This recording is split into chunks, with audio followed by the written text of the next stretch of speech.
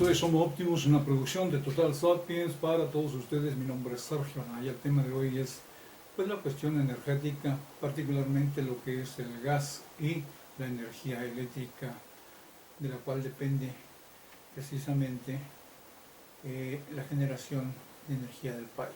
Tenemos un grave problema de dependencia respecto a Estados Unidos, en particular a la producción de gas estadounidense, aunque también se importa de otros países, teniendo México algunos recursos en ese aspecto. Preguntémonos primero por qué afectó a México la crisis del gas en Texas.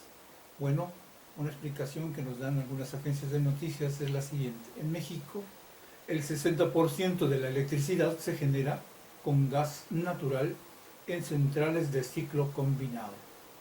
Casi el 80% del gas utilizado se compra a Estados Unidos, principalmente a Texas. Las heladas afectaron la producción del gas natural en esa entidad norteamericana debido a las temperaturas más bajas en 30 años. Esa es una situación real. Las instalaciones y ductos se congelaron. Millones de personas se quedaron sin luz en Texas y el precio del poco gas disponible se disparó hasta un 5000%, de acuerdo a la información que proporcionó la Comisión Federal de Electricidad. De ahí que en México se viera mermado su principal suministro de gas natural y al menos 20 centrales eléctricas se vieron afectadas, generando un desbalance entre la producción y el consumo de los mexicanos, que condujo inevitablemente a los apagones. ¿Y qué pasa entonces con el gas mexicano? Bueno, pues en México, como todos sabemos, hay gas natural que podría extraerse y que de hecho ya extrae Pemex, aunque en los últimos años la producción ha ido a la baja debido a las políticas que se instauraron en los gobiernos del PAN y del PRI en los últimos por lo menos 18 años. En 2019 la producción mexicana de gas fue de 4.894 pies cúbicos diarios y en 2020 fue de 4.852, lo que representa un ligero incremento respecto a los años previos, cuando la producción cayó hasta un 30%. Esto se da aunque han sido modificadas e identificadas las zonas de gran potencial para extraer gas natural, como son las de Burgos, Sabinas, Burro Picachos y Tampico, Misantla. Son 3 áreas en las cuales se podrían extraer grandes cantidades de gas natural.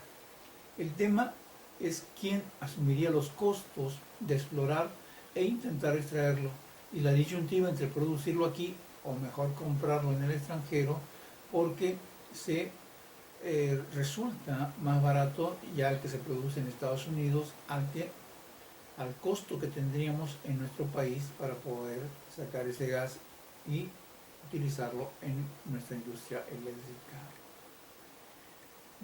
Por otro lado, el gobierno mexicano decidió no usar el fracking, que es un método de extracción criticado por su alto impacto ambiental.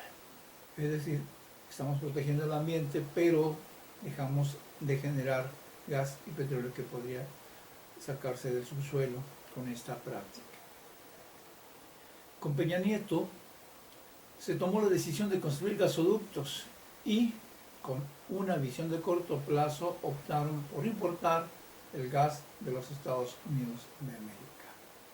Esa fue una decisión que se tomó directamente en el sexenio anterior y que ahora pues está dando resultados negativos por la situación, por un lado climática, y porque se incrementó la necesidad de consumo en el propio país estadounidense. A partir de 2016, México se convirtió en un importador neto de gas natural, señala el documento que se está analizando de CFE. Es decir, no producimos lo suficiente para el consumo energético nacional, y a eso se le llama dependencia. Número 2. Pasamos ahora a la publicación que hace Aristegui noticias de las posiciones del presidente Andrés Manuel López Obrador respecto a la crisis. ¿Qué es lo que dice el presidente? Según él, en México la crisis del abasto de gas se resolvió gracias al trabajo de los técnicos de la Comisión Federal de Electricidad, porque se anticiparon medidas de acuerdo a lo que expresa el mandatario. Y cito textual: antes de que estallara la crisis, ya había una reunión de emergencia en la Comisión Federal de Electricidad con la Secretaría de Energía.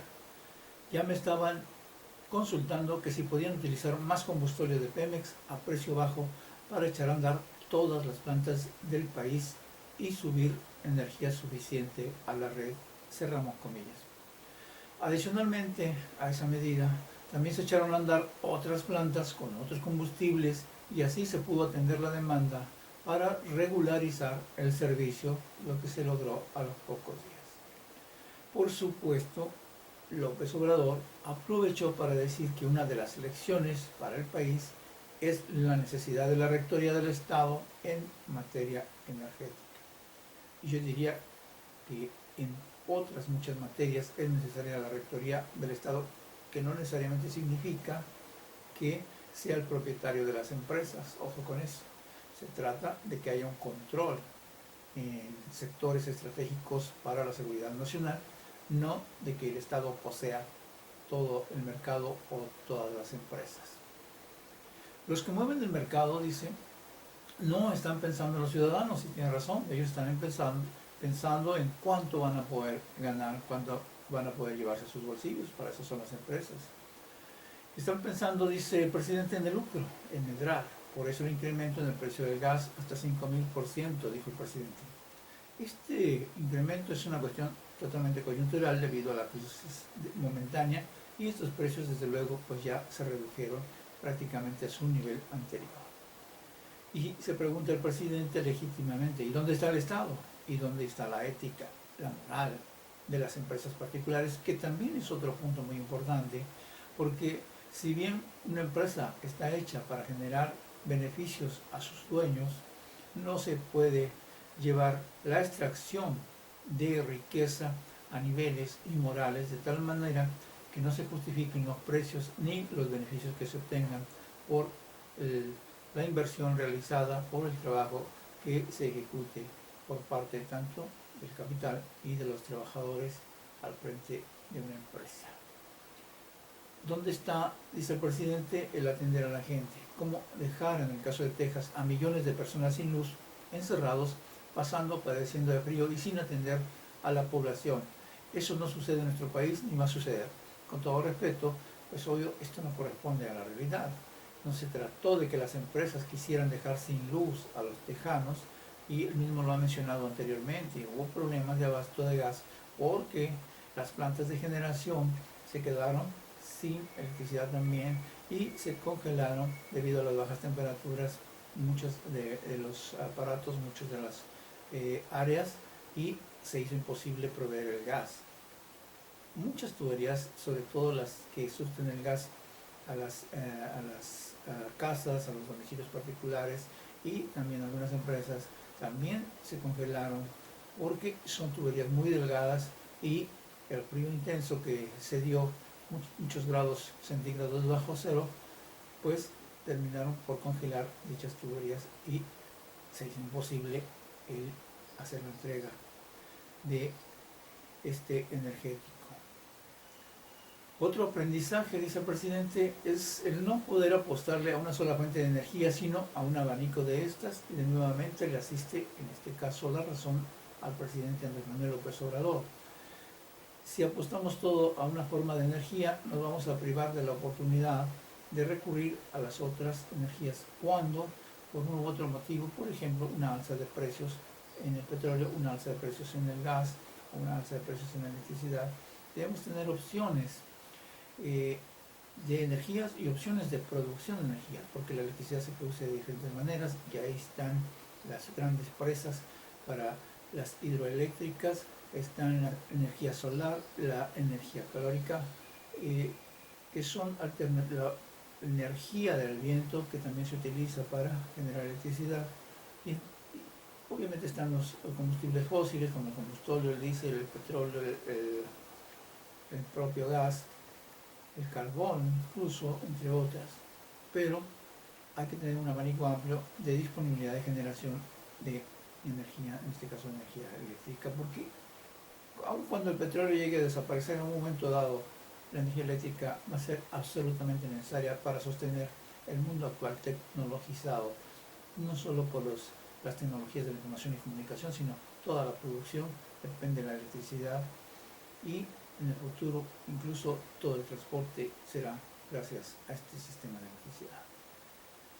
Ahora bien, mucho ayudaron en esta crisis las hidroeléctricas porque aunque se habían dejado en el abandono, este gobierno de la Cuarta Transformación pues se dedicó a darle mantenimiento y tenerlas disponibles para utilizarlas al 100% y no seguir siendo subutilizadas como se hizo en los sexenios anteriores. López Obrador también agradeció el apoyo a la gente que hizo caso y ahorró energía en las horas pico, como no lo hicieron los de la oposición, que por el contrario lanzaron una campaña enciende la luz con tal de perjudicar al gobierno, lo cual significaría el perjuicio de todos los mexicanos.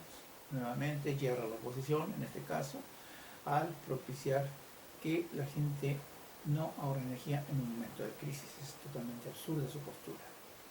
Por otro lado, el jefe del Ejecutivo prevé que la nueva ley se podrá fortalecer a la Comisión Federal de Electricidad porque esto significará seguridad para todos los mexicanos y que no se va a padecer de crisis eléctrica ni habrá apagones. Durante el periodo neoliberal, recuerda, cada año aumentaba el precio de la luz más allá de la inflación. Con la Comisión Federal de Electricidad fortalecida se garantiza que no falte la luz y que se paguen precios justos, no solo en cuanto al consumo doméstico, sino el consumo de las empresas y del comercio. Conclusión: no debemos olvidar que la situación actual en el ramo se debe a la reforma energética pactada por el PRI, el PAN y el PRD. Número 2, que los cambios propuestos por la actual administración han sido obstruidos desde la iniciativa privada por la vía judicial y a través de los entes autónomos creados por el prianismo, y a pesar de ello se ha sacado adelante al país. Por eso es importante que ya la Cámara de Diputados haya aprobado lo que es la nueva ley eléctrica o ley de la reforma eléctrica que propuso el presidente López Obrador y que ahora el Senado la tenga en sus manos con un plazo de hasta 30 días para aprobarla y sea remitida al Poder Ejecutivo Federal. Pues ese es nuestro comentario de hoy. Les agradezco su atención y los invito a que vean esta y otras noticias en nuestro canal www.totalsapiens.com. Hasta la próxima.